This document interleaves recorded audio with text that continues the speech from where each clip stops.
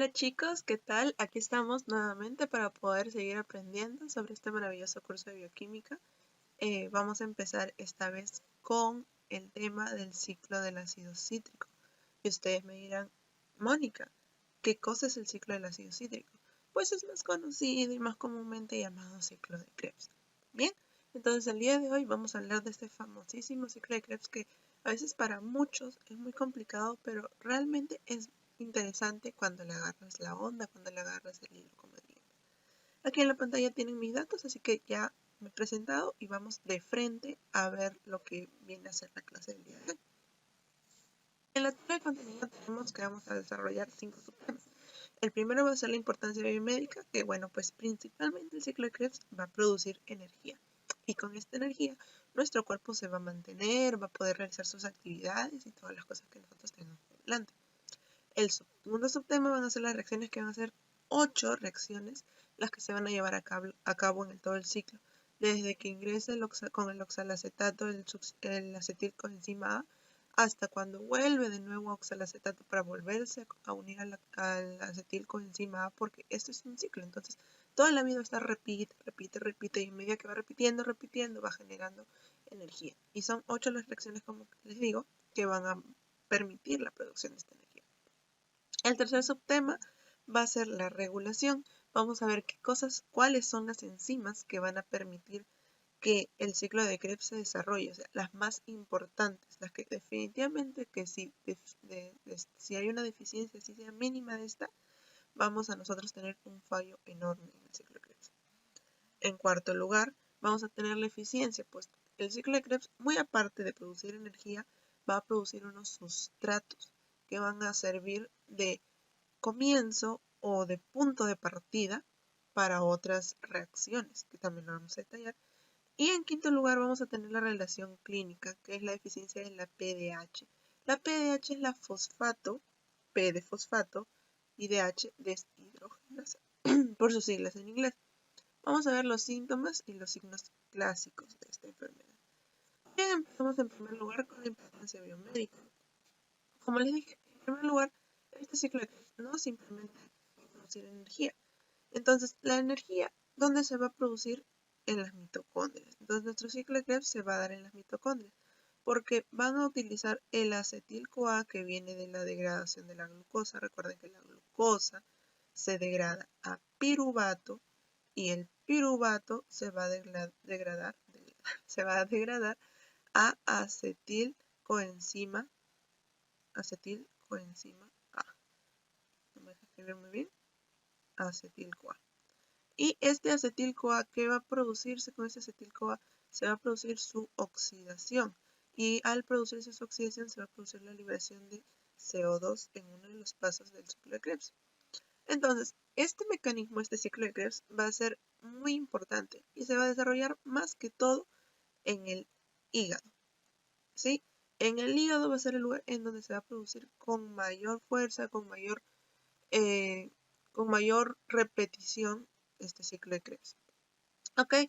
Y va a tener repercusiones profundas. Vale decir que si nosotros sufrimos de enfermedades como hepatitis o cirrosis, estas enfermedades van a inhibir un poco este ciclo. Entonces, al inhibir un poco este ciclo, ya este ciclo no va a producir energía al 100%, sino que va a tener un retraso o una leve disminución en la producción de energía. Otro ejemplo que tenemos es la hiperamonemia, es decir, cuando tenemos el amonio elevado. Entonces, al tener el amonio elevado, nuestro hígado, que desgraciadamente no, sino que para nuestra fortuna es un órgano muy importante. Entonces, este órgano va a poder metabolizar muchos productos para permitir su excreción o su absorción. Entonces, ahí tenemos que cuando nosotros tenemos exposición al amonio y nuestro cuerpo lo recibe, el hígado es el que lo va a metabolizar para poder excretarlo. Recordemos que el amonio es tóxico. Entonces, cuando existe una sobreexposición, una exposición muy alta al amonio, se va a elevar los niveles de amonio. Entonces, al elevarse los niveles de amonio, el hígado va a tener que trabajar a full para poder eliminarlo. ¿Y qué pasa? Entonces ya no va, al trabajar a full, al usar todas sus energías para poder excretar el amonio, ya no se va a producir mucha energía en el ciclo de Krebs. Se va a disminuir su producción. Entonces ese vendría a ser otro ejemplo de enfermedad que afecta al ciclo de Krebs. Entonces, como tenemos por acá, tenemos a los carbohidratos, a los lípidos y las proteínas. Los tres de alguna u otra manera van a producir el acetil-CoA. Y este va a ser el elemento que va a ingresar al ciclo de Krebs. El acetil-CoA se va a unir al oxalacetato y a partir de ahí va a generarse el ciclo.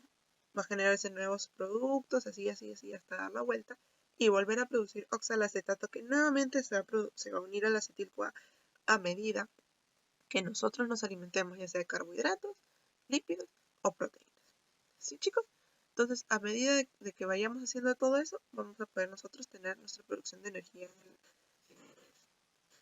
Ahora, vamos así, ahora lo que nos interesa, las reacciones. Tenemos, como les dije al principio, el acetil-CoA, que se va a unir al oxalacetato.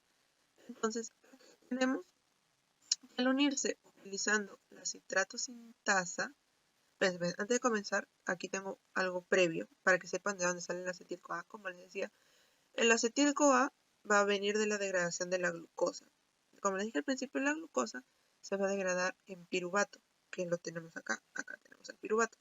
Y este piruvato se va a convertir en acetil-coenzima A, o acetil-CoA más conocido. ¿Por qué? Por medio de una descarboxilación oxidativa. Descarboxilación oxidativa en la que intercede el complejo fosfato deshidrogenasa, que está conformada por tres enzimas, la E1, E2 y E3, que más adelante lo vamos a ver.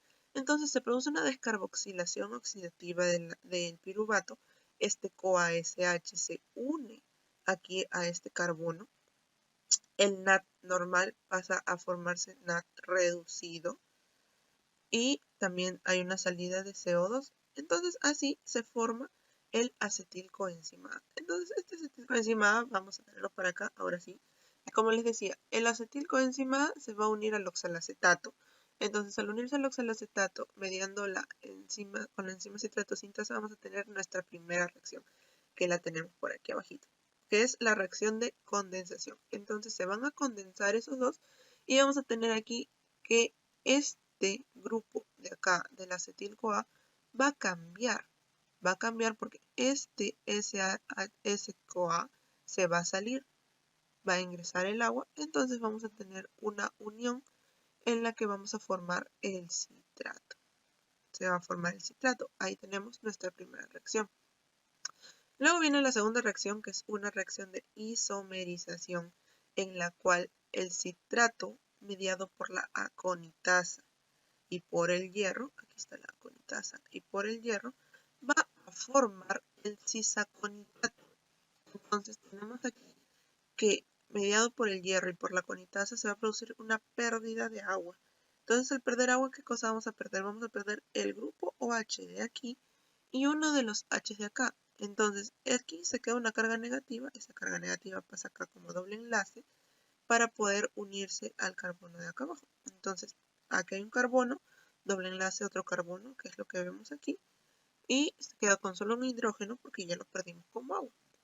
Entonces, el primer pasito de la segunda reacción. Luego tenemos que el cisaconitato se va a unir con la aconitasa nuevamente mediado por el hierro, y esta vez se le va a agregar agua, pero el agua ya no se le va a agregar en la misma posición en la que se le quitó, sino en otra. Entonces el OH que está unido a este carbono se va a unir ahora a este, como vemos acá, un OH, y el hidrógeno que estaba unido a este carbono igualmente se va a unir al carbono de acá arriba también.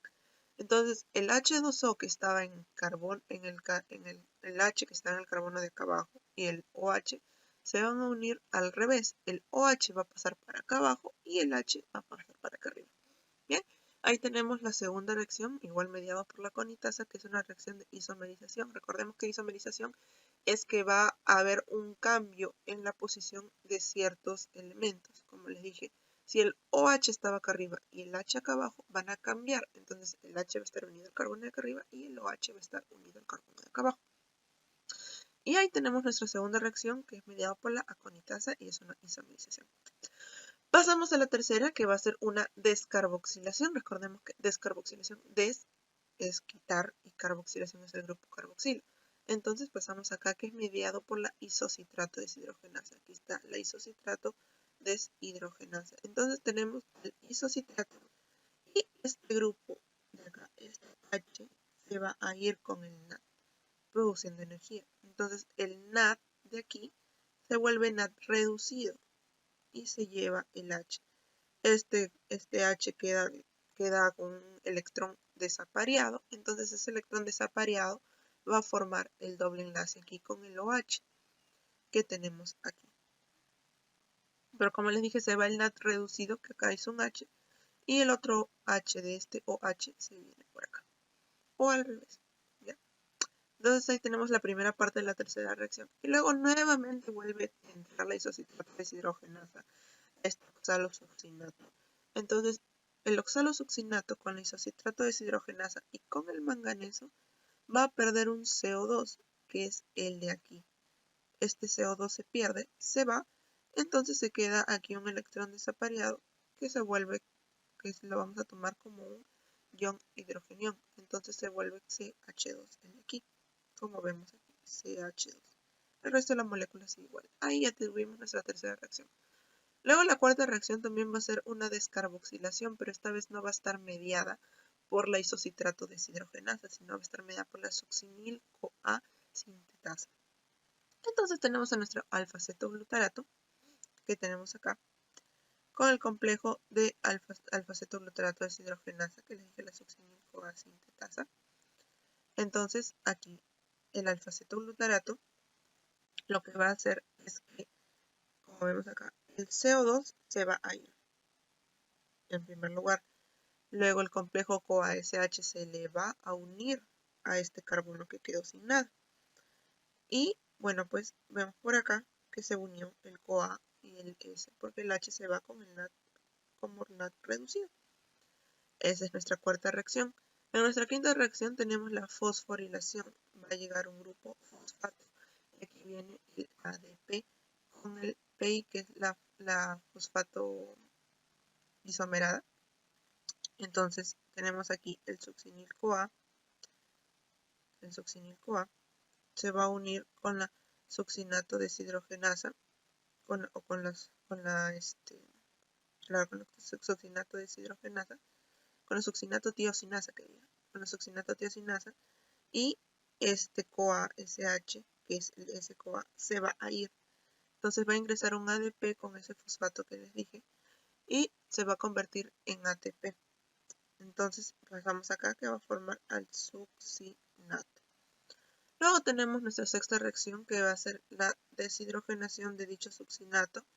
Le vamos a quitar sus hidrógenos. ¿Ves? Es quitar e hidrogenación son los hidrógenos. Entonces aquí hay un hidrógeno y otro hidrógeno, se van con el FAT formando FAT reducido. Entonces al formar FAT reducido se lleva sus dos hidrógenos, como les digo, acá un hidrógeno, y se queda simplemente con con un H. El de aquí se queda con el H de aquí y el de aquí se queda con el H de aquí. Como séptima reacción tenemos la hidratación, es decir, que va a entrar el agua. El agua va a hidratar a este producto, que es el fumarato. Entonces el fumarato se hidrata y forma el malato, mediado por la enzima fumarasa. Entonces al hidratarse, este H2O, el OH, va a pasar para acá. Entonces este H se vuelve para acá y aquí tiene un enlace libre que va a ser para el OH y el H que queda, porque recuerden que es el H más el OH. Entonces este H que queda es el que se va a unir aquí a este carbono. Entonces tenemos H2 con el CO unido al doble enlace, que aquí el doble enlace ya no va a ser doble enlace porque ya pues están completos van a estar completos, entonces el doble enlace se regresa, acá hay un enlace, el C con el H que es este, aquí, y el OH que se le unió, y el CO que queda acá. Y como última y octava reacción tenemos la deshidrogenación. Nuevamente le vamos a quitar dos hidrógenos. La deshidrogenación va a ser dos hidrógenos. Entonces el NAD entra y sale como NAD reducido porque quita el OH de aquí y quita el H de acá. esto va a ser mediado por la malato deshidrogenasa. Entonces, esto va a formar nuevamente el oxaloacetato. Como les dije, es un ciclo en el que se va a dar vuelta para formar nuevamente la reacción. Entonces, al dar vuelta, nuevamente va a formar el producto inicial, que es el oxaloacetato, que se va a unir al acetil-CoA nuevamente, que el acetil-CoA va a venir como producto de la degradación de glucosa. Entonces, esas serían nuestras 8 reacciones. Y aquí tenemos que durante todo el ciclo se producen 3 NAD y se produce un FAT, que va a ser como producto 10 ATPs. Entonces, por cada ciclo de Krebs, nosotros tenemos que se producen 10 ATPs. En tercer lugar, tenemos la regulación de este ciclo de Krebs. Pues este ciclo de Krebs va a ser algo central en el metabolismo celular, porque gracias a él se va a generar la producción de energía. Si no existiera este ciclo de Krebs, nuestras células no funcionarían correctamente. Y este ciclo de Krebs se va a dar gracias a dos cosas, a la cadena respiratoria y a la fosforilación oxidativa, porque van a permitir la producción de los intermediarios que suceden en el ciclo de Krebs. Y al igual que gracias a la cadena respiratoria y la fosforilación oxidativa, también va a ser gracias al suministro de NAD, porque recuerden que entraba NAD y salía como NAD reducido. Entonces este NAD va a generar ATP y este ATP se va a utilizar en los trabajos físicos. Entonces los pasos para que nosotros podamos tener un buen desarrollo en nuestro ciclo de Krebs va a ser primero disponibilidad de sustratos. Que tengamos principalmente el acetil-CoA y el oxaloacetato, porque de ahí con las enzimas vamos a poder nosotros continuar y así en cadenita se va a ir desarrollando. En segundo lugar, vamos a tener la inhibición por acumulación de productos. Es decir, que si hay mucho de un producto se va a dejar de realizar esa vía. Por ejemplo, si el acetil-CoA con el oxaloacetato forman mucho citrato, entonces ya esos dos no van a formar citrato hasta que todo el citrato se pueda metabolizar y se pueda excretar o se pueda terminar de utilizar. Y en tercer lugar viene la regulación de las 3 enzimas importantes que le dije. La citrato sintasa, la isocitrato deshidrogenasa y el alfa-cetoglutarato deshidrogenasa. Entonces la citrato sintasa va a permitir su uso con el ADP, pero su uso va a ser inhibido por el NAD, por el succinil-CoA, por el citrato y por el ATP. La isocitrato deshidrogenasa va a estar motivada, digámoslo así, va a estar motivada su reacción o va a ser apoyada por el calcio y por el ADP, pero se va a inhibir con el NAD. Y el alfa-cetoglutarato deshidrogenasa va a estar producida por el calcio, mientras que va a inhibirse por la succinil-CoA y el NAD. Como vemos, las 3 reacciones van a estar inhibidas por el NAD reducido. ¿Sí?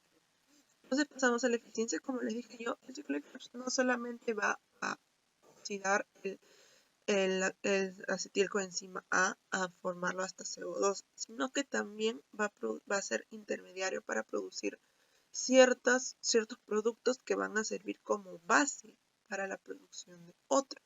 Entonces tenemos que no es solo una vía de oxidación, como les dije, sino que también se va a producir la transaminación y desaminación de aminoácidos. Como les dije, va a proporcionar sustratos que van a permitir otras vías. En primer lugar, tenemos como ejemplo la síntesis de aminoácidos. Va a producir aspartato. Esto se da gracias a la transaminación del oxaloacetato. Va a producir glutamato también, que se va a dar gracias a la amidación de alfa-cetoglutarato. Y también va a producir glutamina, glicina y serina, que también se va a dar por la transaminación, desaminación, amidación de otros productos.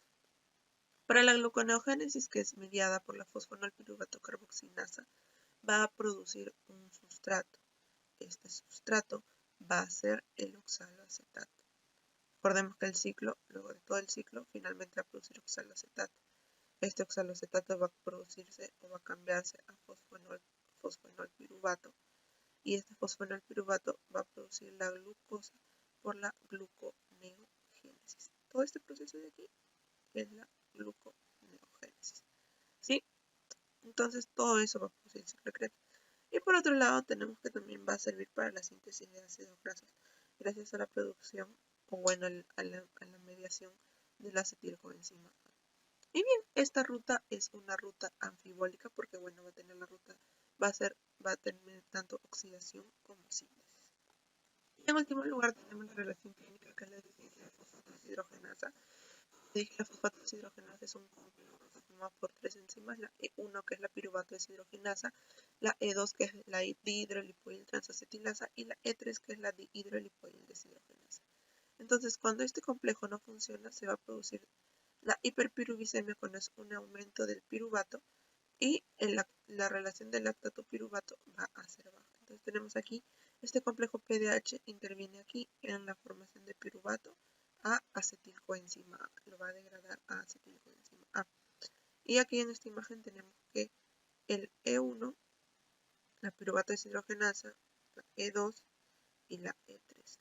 Aquí tenemos la fosfato deshidrogenasa fosfatasa y la fosfato deshidrogenasa quinasa. No se ve porque es rojo, pero es la fosfato deshidrogenasa quinasa. Y recordemos que están en una relación de 60, 30,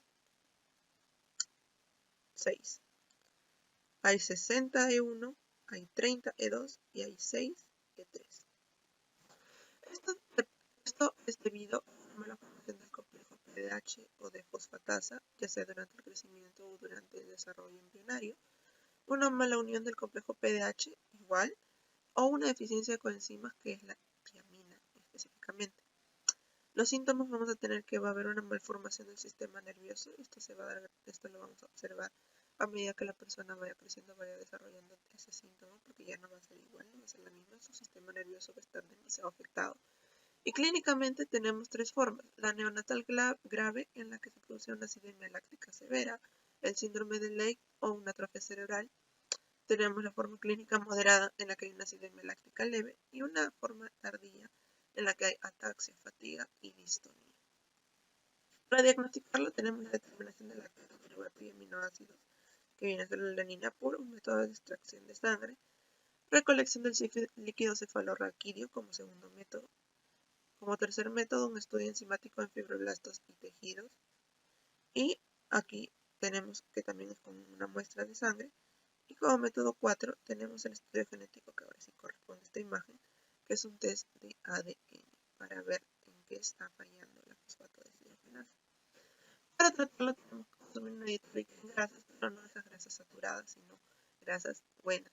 Tenemos el maní, tenemos la pecana, tenemos la palta, tenemos el aceite de oliva. Entonces consumir eso va a ayudar a la eficiencia de la fosfato deshidrogenasa. Y en último en los casos, porque yo personalmente prefiero primero ver la forma natural para poder nosotros utilizar o para poder suplir esa deficiencia. Y en otros casos se utilizan las pastillas de tiamina, que vamos a administrarlo 100 miligramos por día. Tenemos la presentación como tiamina propiamente, o también podemos encontrar la presentación como vitamina B1. Entonces administramos una pastillita al día y suficiente.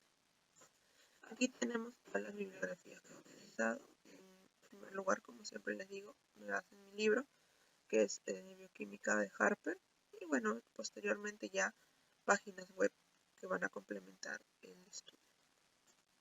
Y chicos, muchas gracias. Esto ha sido todo por el día de hoy. Espero me hayan atendido.